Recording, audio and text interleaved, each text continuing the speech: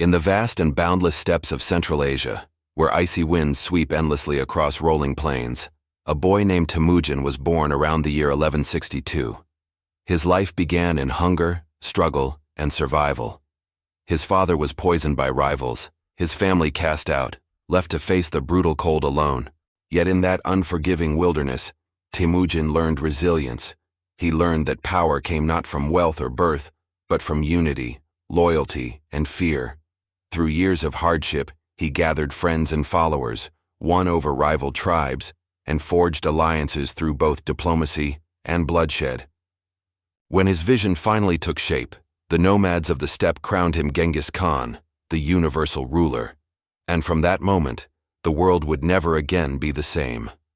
Under his rule, the Mongols transformed from scattered clans into the most formidable military force in history. They rode swift horses across endless distances, carried little but their bows and courage, and struck their enemies with a speed and precision that seemed almost supernatural. Genghis Khan's armies moved like wind and thunder, sweeping through Asia with terrifying discipline. His first great conquest was in the east, the Jin dynasty of northern China. There, the Mongols mastered siege warfare, tearing down mighty walls with catapults, firebombs, and cunning strategy. Cities that had stood for centuries crumbled beneath their assault, and the once mighty Chinese emperors bowed before the storm from the steppe. But it was in the west that Genghis Khan's vengeance burned brightest. When the Khwarezm Empire, stretching across Persia and Central Asia, dared to betray him by killing his ambassadors and merchants, Genghis unleashed fury unlike anything the world had seen. Cities like Bukhara, Samarkand, and Urgench were reduced to ashes, their people scattered or slain, their wealth carried off by Mongol horsemen who seemed to ride straight out of legend. With each victory, the empire grew, stretching farther than any before it, from the frozen mountains of Siberia to the deserts of Iran, from Korea to the Caspian Sea. When Genghis Khan died in 1227, his body was buried in secret, but his empire and his dream lived on. His sons and grandsons carried his banner into new lands. Under Ogedei Khan, Mongol armies invaded Eastern Europe, burning Kiev, crushing Poland, and destroying Hungary. Their generals, like Subutai and Jabi, became living myths. Men who could command 100,000 horsemen and make kingdoms vanish in a single campaign. To the east, Genghis's grandson Kublai Khan completed the conquest of China and founded the Yuan dynasty, ruling from Beijing, a foreign emperor over a vast and ancient civilization. For the first time in history, all of China was united under one ruler, and that ruler was a Mongol. By the late 13th century, the Mongol Empire had become the largest contiguous land empire the world had ever known, stretching from the Pacific Ocean to the Mediterranean Sea.